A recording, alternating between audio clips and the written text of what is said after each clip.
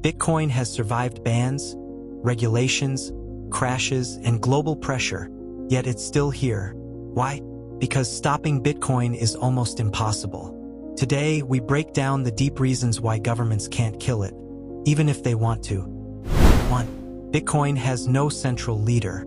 Most things governments shut down have leaders, a CEO, a founder, a headquarters. Bitcoin has none of that. Satoshi disappeared. There's no company, no office, no single point of failure.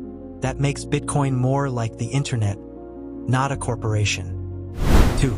It runs on thousands of independent nodes. Bitcoin is powered by thousands of computers around the world. Anyone can run one, and governments would need to shut down every node in every country at the same time. That's not just difficult, it's almost impossible. 3. It uses decentralized mining. Mining isn't controlled by one group. It's a global competition. If one country bans mining, miners simply move. China banned mining in 2021, and Bitcoin didn't die. It became even stronger. Hash power redistributed globally, increasing its resilience. 4.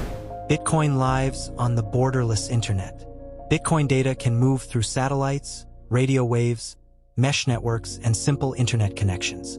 Even if governments try to block the internet, Bitcoin transactions can still broadcast from alternative channels. You can't stop an idea that can travel through the air. 5. Bitcoin is just code. You can't ban math. Bitcoin is open source code. It's math.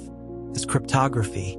Governments can outlaw usage, but they cannot erase the code from the world. It lives on thousands of servers, computers, USB devices, and even printed on paper. 6.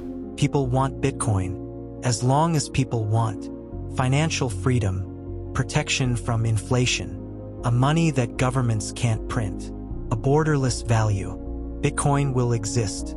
You can't ban demand. You can only ban yourself from benefiting from it. 7. Even governments are buying Bitcoin.